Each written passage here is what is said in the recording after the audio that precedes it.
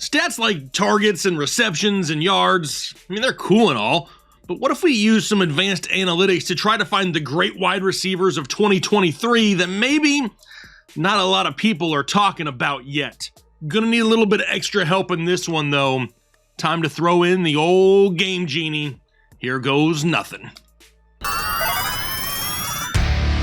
But first, I have a jersey to give away. I have a signed Terry McLaurin jersey right here. In a video last week on my discount studs, I said if that video could get over 750 likes, I would pick a random winner in the comment section for this signed jersey. Well, we did it. The winner is Z Productions 22. Here's the comment that you left that was selected. Congratulations. Be sure to email me at info@thefantasyheadliners.com to claim your prize. And I just spoke with Pristine Auction, and they're about to start sending us some killer stuff for 2023. You do not want to miss out on what is coming up here this year, so be sure to have your free account signed up. It doesn't cost you anything. Head over to pristineauction.com, create that new account, use the referral code Headliners. When you do so, they're going to put a $10 credit into your account towards your first auction win. And then it's that simple. You're also going to be eligible for all of our upcoming giveaways in 2023. Now, Pristine Auction doesn't pay us $1. Our deal with them is just to get items to give to you, and that's why I need those signups over on pristineauction.com, because the more signups we get, the better the items they send, so don't miss out. Links down below in the description. But for today, I got the Game Genie all plugged in, the cheat codes are activated, and we're going to be looking at 3 advanced metrics for wide receivers to see if we can find some studs here in 2023. Those 3 metrics are going to be catchable target rate, target separation, and yards after the catch per reception, yak per reception. In case you want to know why we're using those metrics, well, we need to see who's getting the catchable targets, who can get open at the time of the target, and who can make something happen after they've completed the reception. Now, once again, I could have just cherry-picked my favorite wide receiver so all my guys are on the screen, but no, that's not how we do things here. Here are all the wide receivers that I put head-to-head in these metrics. There's over 40 wide receivers that we're going to be talking about. No rookies. They weren't in the NFL last year, so we don't have any numbers to pull, but these are the guys that we're going to be talking about in these metrics here today. So let's go ahead and throw up the catchable target rate numbers here, and I couldn't fit 40 names on the screen, so there's the top 30. I look at it this way. If you don't finish the top 30 in these metrics, we probably don't need to be talking about you too much as is. So when we're talking about catchable target rate, and we've talked about this a lot this offseason, right? It's not about targets. It's about getting catchable targets. I don't care if a wide receiver gets 100 targets if only 60 of them are catchable targets. Don't forget, if a quarterback throws the ball out of bounds, the nearest receiver gets credited for a target. If a quarterback throws the ball at the feet of a wide receiver, sure, it's a target, but was it even catchable? No. So we got to make sure that we look at targets as catchable. Those are the guys we really want. And right here at the top of the list, holy crap, it is Juju Smith-Schuster. Now, a little bit of a situation difference this year for Juju, right? Patrick Mahomes is not throwing him the football. It's going to be Mac Jones in New England. That's something to pay attention to. What about number 2 on the list, though? Devontae Smith in Philadelphia.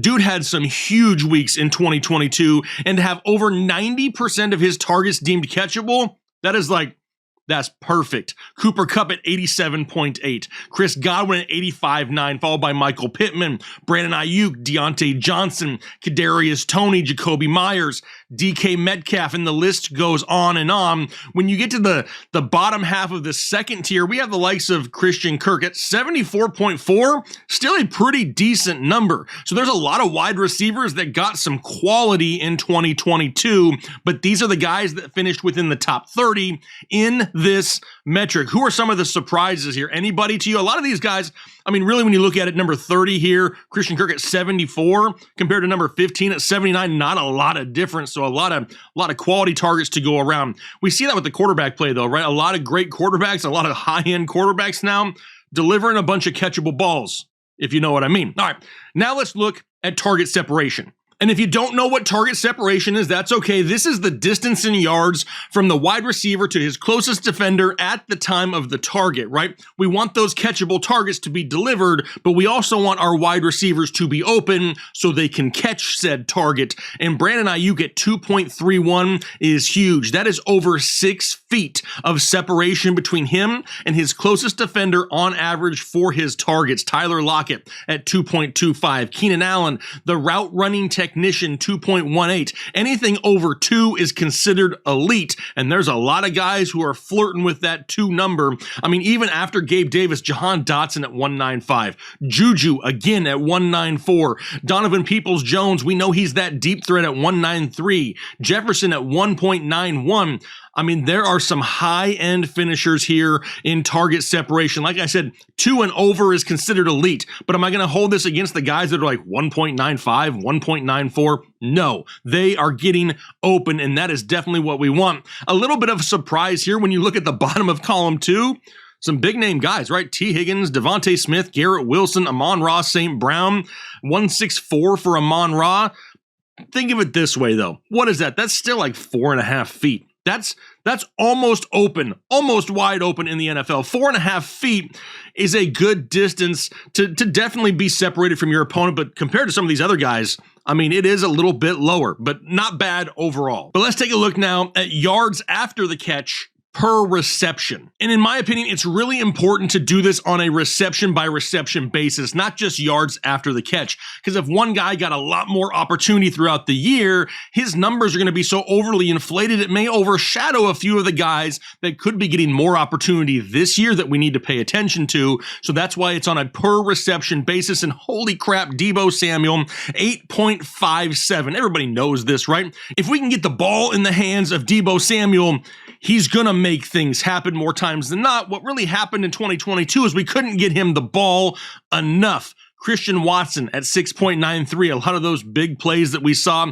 second half of the season really boosted those numbers up. Kadarius Toney, 6.19. No more Juju. No more Mecole Hardman. Could we be seeing a lot more Kadarius Toney because he does something when he's got the ball in his hands? A.J. Brown, no surprise. Jalen Waddle, no surprise. Traylon Burks at 5.97. And really the only wide receiver option in Tennessee. That name is something to pay attention to. Juju, once again, everybody hates Juju. And I know why everybody hates Juju. It's because of the TikTok dancing and the gaming and all that. I get all that. I'm not a TikTok dancer either.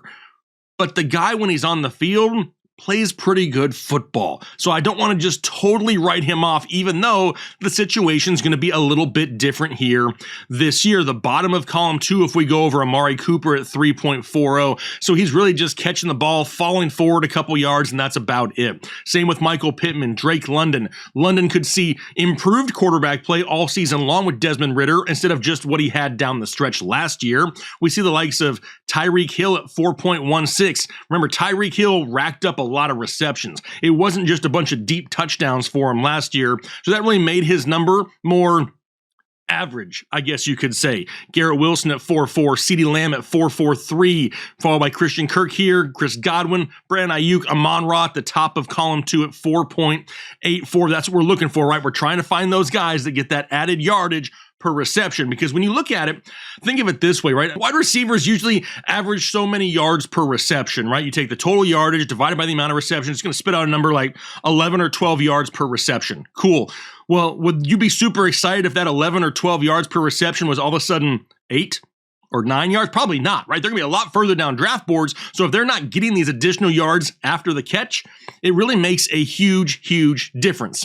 So those are the 3 metrics, and what I did is I basically ranked these guys from 41 to 1 all the way down and gave them a score for each metric, totaled them up, and then it spit out who my top 15 wide receivers were on average over these 3 metrics. And let's see if this list surprised you at all. Because right off the top, number 1 is Cooper Kupp. Don't forget, Cooper Kupp was on an absolute tear once again last year. Sure, it hurt really bad when he went out midway through the season, but the guy was on another record-setting pace last year. He finished 1. Juju finished number 2, followed by Brandon Ayuk, Keenan Allen, Devontae Smith, Mike Williams, Justin Jefferson, Treylon Burks, Jacoby Myers, Kadarius Toney, Jalen Waddle, A.J. Brown, so both Eagles wide receivers. We got Deebo Samuel as well, so both San Francisco wide receivers, Stephon Diggs, and Tyler Lockett. But a lot of people know that some of these guys are super early round picks, right? We know that. That's why they're going super early. So here's their current ADPs. We got Cooper Kupp in the 1st,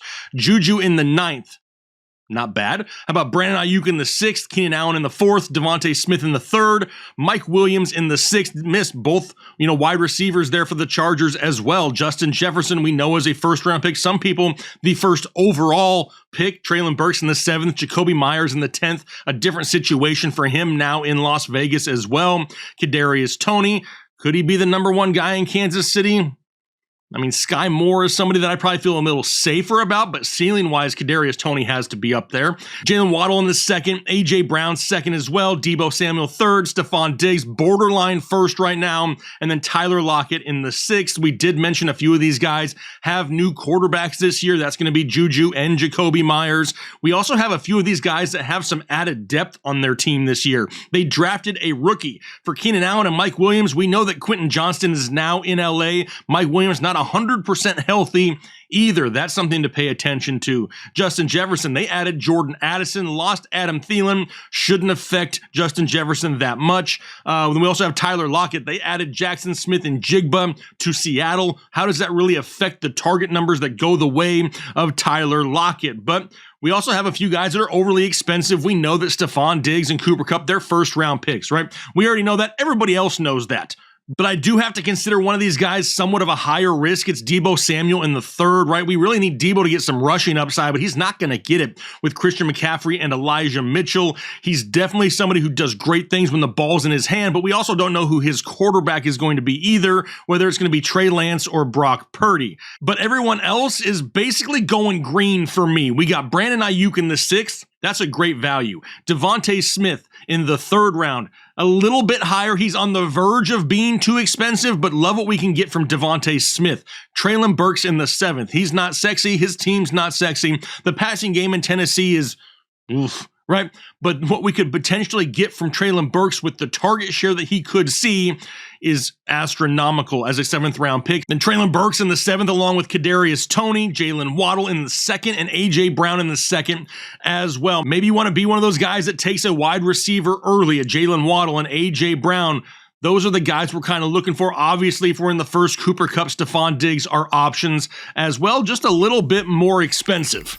But we're trying to unlock your mind a little bit, right? So many people are so ingrained to looking at projections in a draft room. Throw the projections out the window. They are meaningless. They mean nothing. And almost every player every year never hits anywhere close to what their preseason projections are. They're like educated guesses at best. Educated may even be a slight stretch of a word as well. But when you teach yourself how to look at different analytics in a certain way, it really helps unlock your mind to find those players that each and every year can have a ginormous season. And that's what we're looking for here, because we want to win a bunch of fantasy football championships. Were there any names on these lists that kind of caught you by surprise? Are there any names on this list that you've already circled as somebody that you're going to pay close attention to, or cross them off your board altogether? Leave those comments down below. I love to interact with you guys in the community down in the comments section. But for now, do me a favor if you could, hit the like button if you haven't already, and then do your part to make the world a better place.